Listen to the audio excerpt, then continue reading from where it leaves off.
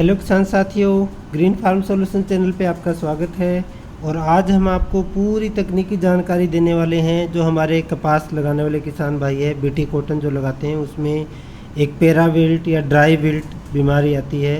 कुछ किसान उसको यूँ भी कहते हैं कि नरमा सोट मार जाता है। तो ये क्यों आता है, कैसे आता है और इसका सबसे सस्ता इलाज है, वो सस्ता इलाज क्या है, इसी के बारे में हम पूरी चर्चा करेंगे। मैं सभी किसान भाइयों से निवेदन करूंगा कि अगर अभी तक आपने आपका अपना चैनल सब्सक्राइब नहीं किया है तो कृपया अपने चैनल को सब्सक्राइब कर लें। आप अपनी समस्याएं मुझे इंस्टाग्राम पे भी शेयर कर सकते हैं, फ़ोटो शेयर कर सकते हैं। अब हम कपास के पैराविल्ट की बात करते हैं। तो कपास की पैराविल्ट जो है, ये एक आजकल बहुत ही मैं कहूँगा कि मेजर एक बीमारी बन गई है। और बेसिकली ये फिजिकल डिसऑर्डर है और ये जो बीमारी है ये मिट्टी, पौधे और मौसम से जुड़ी हुई है। सामान्यतः पैराविल्ट तब आती है जब हमारे पौधे पे खूब सारे टिंडे लगे होते हैं और वो पूरा पौधा एकदम से मुरझा जाता है। हालांकि बीमारी पौधे में कभी भी आ सकती है, उसके कारण भी हम आगे जानेंगे। इसकी लक्षण जैसा आप यहाँ पे फोटो में भी देख रहे हैं कि हमारे पूरे पौधे की जो पत्तियाँ हैं वो अचानक से मुरझा जाती है और फिर पूरा पौधा जो धीरे धीरे पीला पड़कर पौधे के नीचे गिर जाती है। धीरे धीरे पूरा पौधा भी सूख जाता है। और ऐसा इसलिए होता है क्योंकि हमारे पौधे में सामान्य रूप से एक जो हार्मोन पाया जाता है, जिसको एथिलीन हार्मोन कहते हैं, उस हार्मोन का लेवल बढ़ जाता है पौधे में और उसके कारण जो है पूरी पत्तियां पीली पड़ के और पौधा ऐसे मुरझा के ख़त्म हो जाता है। तो ये इसका मेन कारण है पैराविल्ट डिजीज़ का। जब हमारे पौधे पे बहुत सारे टिंडे लगे होते हैं तो टिंडे भी अर्ध विकसित होते हैं, जैसा आप यहाँ पे देख रहे हैं, और वो मतलब अनओपन, वो आधे खुलते हैं आधे बंद रहते हैं। तो इस तरह के जो लक्षण हैं ये क्यों आते हैं, इसका कारण क्या है, ये भी हम किसान भाई जान लेते हैं। क्योंकि कारण में ही कहीं ना कहीं हमारा जो इलाज है वो छुपा हुआ होता है।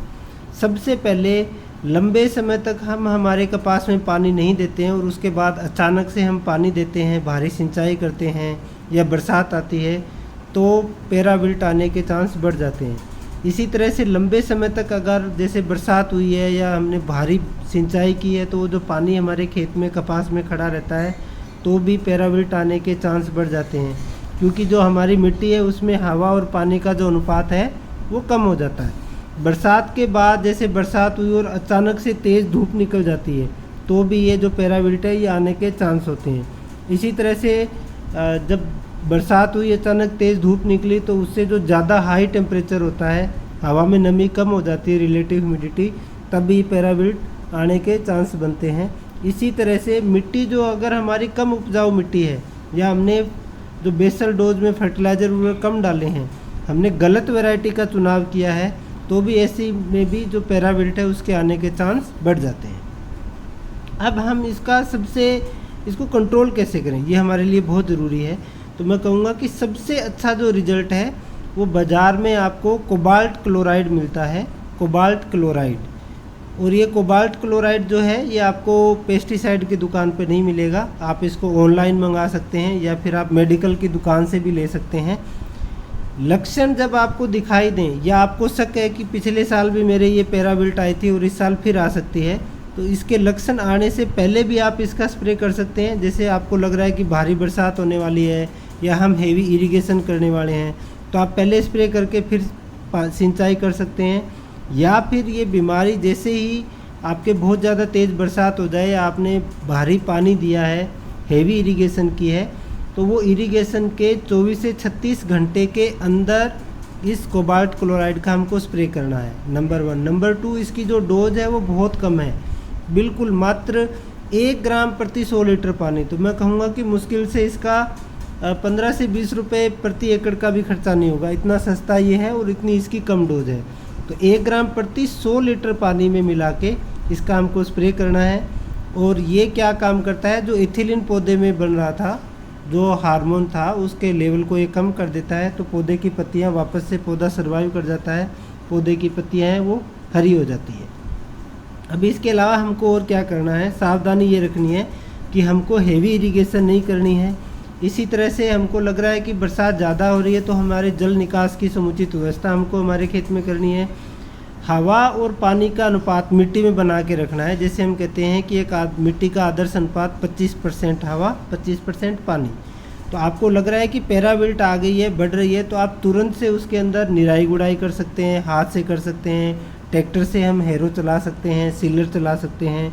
इसी तरह से ऐसे कई किसान भाई जो ड्रिप सिंचाई या टपक सिंचाई के ऊपर अगर उनके कपास नरमा लगा हुआ है, तो वो जो हाइड्रोजन पराक्साइड एक आता है H2O2 कॉमर्शियल ग्रेड जो 50%, 3 से 4 लीटर वेंचुरी के द्वारा हम उसको प्रति एकड़, ये प्रति एकड़ की डोज है, इसको हम प्रति एकड़ 3 से 4 लीटर हम वेंचुरी के द्वारा दे सकते हैं। इसके अलावा हम जो किसान भाई हैं वो कार्बेंडाजिम मैनकोजेब, जैसे बहुत सारे अलग अलग नामों से बाज़ार में मिल रहा है, VPL का साफ के नाम से आता है, 750 ग्राम प्रति एकड़ 10 से 15 किलो यूरिया में मिक्स करके और जड़ों के पास डालें और फिर आप निराई गुड़ाई कर दें।